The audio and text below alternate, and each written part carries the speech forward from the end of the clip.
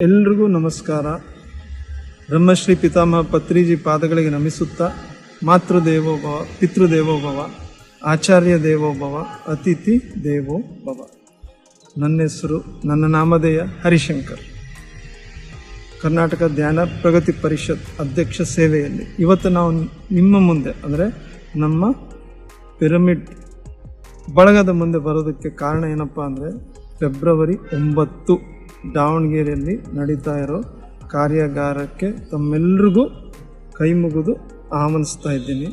So ಆ ಕಾರ್ಯಾಗಾರ ಅಂತ ಬಂದಾಗ ನಾರ್ಮಲ್ಲಾಗಿ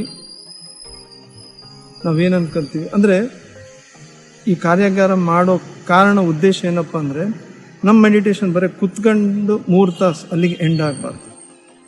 ಬಂದಿರೋ ಶಕ್ತಿನ ಸದುಪಯೋಗ ಮಾಡ್ಕೋಬೇಕು, ಅಂದರೆ ಅದನ್ನು ಬೆಳೆಸಬೇಕು. ಸೊ ಅದಕ್ಕೆ ಒಂದು ಕಾನ್ಸೆಪ್ಟ್ ನಾವು ಆಯ್ಕೆ ಮಾಡಿದ್ದು, ಆಚರಣೆಯಲ್ಲಿ ಆಧ್ಯಾತ್ಮಿಕತೆ, ಸ್ಪಿರಿಚುಯಾಲಿಟಿ ಇನ್ ಆ್ಯಕ್ಷನ್.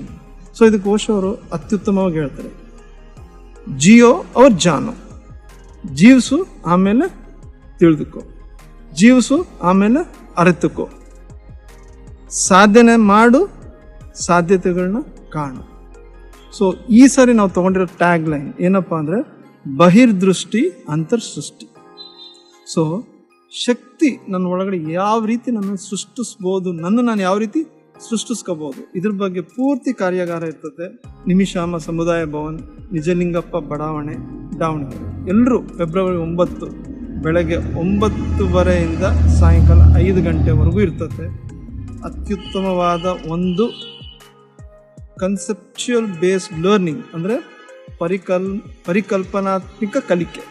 ಇದರ ಬಗ್ಗೆ ನೀವು ಬರ್ಬೋದು, ಆನಂದಿಸ್ಬೋದು. ಯಾಕಂದರೆ ಇದು ನಮ್ಮ ಮುಂದುವರೆದ ಭಾಗ. ತುಮಕೂರಲ್ಲಿ ಅತ್ಯದ್ಭುತವಾಗಿ ನವೆಂಬರ್ ತಿಂಗಳಲ್ಲಾಗಿತ್ತು, ಈಗ ಮತ್ತೆ ದಾವಣಗೆರೆಯಲ್ಲಿ. ಸೊ ನಿಮಗೆಲ್ಲರಿಗೂ ಮತ್ತೊಮ್ಮೆ ಆಹ್ವಾನಿಸ್ತಾ ಇದ್ದೀನಿ. ಎಲ್ರಿಗೂ ಧನ್ಯವಾದ.